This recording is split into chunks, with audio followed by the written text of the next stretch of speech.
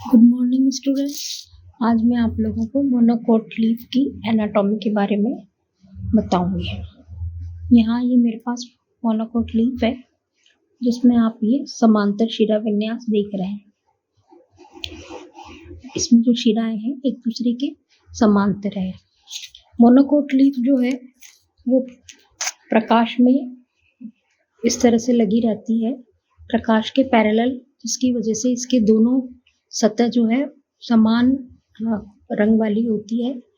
दोनों का कलर आप देख रहे हैं, इधर जितना डार्क ग्रीन है पीछे भी उतना ही है।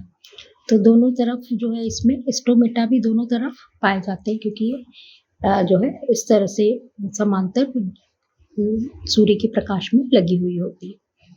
जब अपन इसका लैब में टीएस काटते हैं, टीएस काट के फिर इसको स्टेन करके माउंट करके माइक्रोस्कोप से देखते हैं, तो इसमें निम्न संरचना पाई जाती है, दिखाई देती है आपको माइक्रोस्कोप में। तो यहाँ मेरे पास ये मक्का की एक 20 पत्ती का चित्र है। किसी भी पत्ती की एनाटॉमिक स्टडी के लिए हम उसमें जो है मोनोकोट या डाइकोट उसको 2-3 भागों में डिवाइड करते हैं। पहला तो एपिडर्मल सिस्टम, ये ऊपरी और निचली एपिडर्मिस या बाह्य त्वचा, ऊपरी और निचली बाह्य त्वचा। फिर जो है इसका मेसोफिल सेकंड, और तीसरा इसका वेस्कुलर बंडल या संवहन पूल। तो बाह्य त्वचा, दूसरा मेसोफिल या पर्णमध्योतक, और तीसरा वेस्कुलर बंडल या संवहन पूल। 3 पार्ट में हम इसकी स्टडी करते हैं।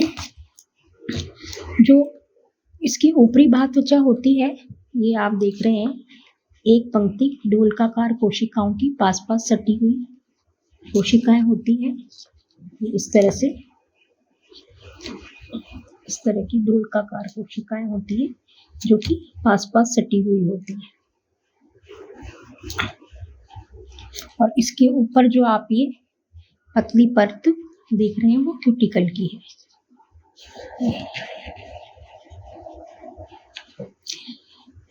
स्टोमेटा जो है ऊपरी, यहाँ ये स्टोमेटा दिखाई दे रहे हैं आपको, ये ऊपरी बाह्य त्वचा पर भी है, और ये इसकी निचली बाह्य त्वचा पर भी आपको स्टोमेटा नजर आ रहा है। तो ऊपरी और निचली दोनों बाह्य त्वचा पर स्टोमेटा या रंध्र पाए जाते हैं। स्टोमेटा के नीचे ही आपको सबस्टोमेटल कैविटी दिखाई दे रही है, यहीं से ही गैसों का आदान प्रदान होता है, और ये पत्ती का जो संपर्क है बाहरी वायुमंडल से ये सबस्टोमेटल कैविटी ही करती है स्टोमेटा के थ्रू।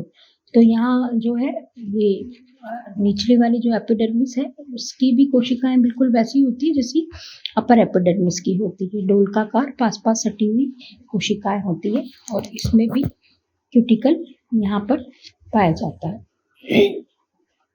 अब जो इसका दूसरा भाग होता है मेसोफिल, ये डाइकोट लीफ की तरह पैलिसेड और स्पंजी पैरेन्काइमा में डिवाइड नहीं होता, बल्कि इसमें सारी जो सेल्स हैं वो पैरेन्काइमेटस होती हैं, और इनमें सभी में ही बराबर मात्रा में हरित लवक होता है। ये आप डॉट से देख रहे हैं, यहाँ पे हरित लवक है, और ये जो कोशिकाएं होती है ये बिल्कुल पास पास सटी हुई होती है, और इनके बीच में इंटरसेलुलर स्पेस नहीं होता। तो ये मेसोफिल की सेल्स आपको दिखाई दे रही है, पैरेन्काइमेटल सेल्स। फिर इसके बाद तीसरे नंबर पर जो है इसका वेस्कुलर बंडल। वेस्कुलर बंडल में आप जो है इसका जो वेस्कुलर बंडल है कॉन्जॉइंट कोलेटरल और क्लोज होता है।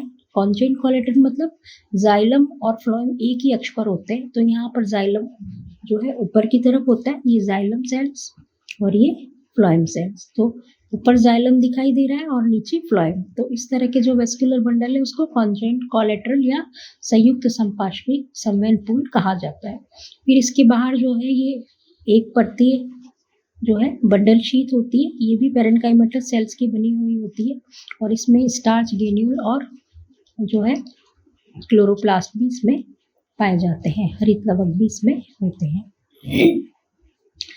और इसके बाद जो आप ये नीले कलर की देख रहे हैं ये स्क्लेरेंकाइमेटस सेल्स होती है। तो ये जो है ये सेल्स भी जो है बंडल शीथ का ही एक्सटेंशन है। तो यानी कि इसमें बंडल शीथ सेल्स जो है ये स्क्लेरेंकाइमेटस की जो बनी होती है वो एपिडर्मिस तक जो है इसका एक्सटेंशन होता है, यहाँ तक फैली हुई होती है।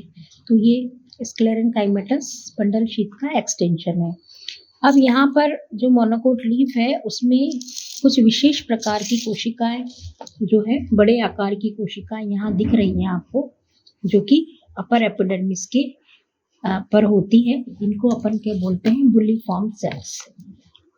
तो ये जो बुलिफॉर्म सेल्स होती हैं या इनको मोटर सेल्स या प्रेरक कोशिकाएं भी कहते हैं।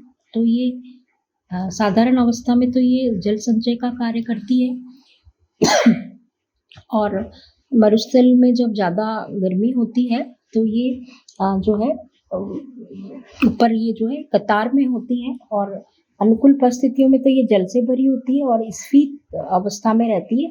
किंतु जब वाष्पोत्सर्जन की दर अधिक होती है तो इनका जल वाष्पित होकर उड़ जाता है और इनका जो है पत्तियों में इनका पाए जाना जो है वो एक जीरोफिटिक कैरेक्टर होता है। तो वाष्पोत्सर्जन जब ज़्यादा धूप होती है तो ये इसमें मतलब इसका जल उड़ जाता है और ये रोल हो जाती है। इसकी वजह से पत्ती जो है वो रोल हो जाती है, गोल हो जाती है, ताकि वाष्पोत्सर्जन कम हो और स्टोमेटा अंदर की तरफ चले जाते हैं। तो इस तरह से ये जो है मोनोकोट लीफ की स्ट्रक्चर है।